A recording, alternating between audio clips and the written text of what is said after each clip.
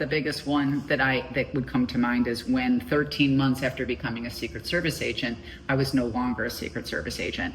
So that was, my life's dream. And I was like, oh my God, and things happen for a reason. Like, I think they did me a favor, but in the moment, I did not think so. And why I say I think they did me a favor, because when you're a Secret Service agent, you have the resources of the U.S. government, because you're responsible for, the President of the United States, the Vice President of the United States, former presidents, visiting dignitaries, et cetera, et cetera.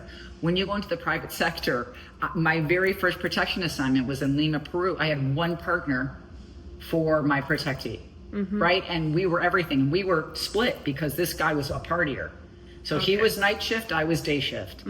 And so you supposedly had help from some of the Peruvian police, but that was tenuous, and that's a longer story as to how we knew it wasn't something we could necessarily depend on. But my point is, in the private sector, it was such a challenge and challenged me as a human that made me so much more resourceful, so much more, and internationally, like, it's not just in my own country and speaking English, it's testing my Spanish and talking to locals to get help and being able to trust them.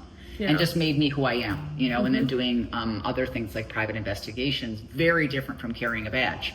Yes. Right? And getting information. You got to figure out ways to get information through your own resourcefulness.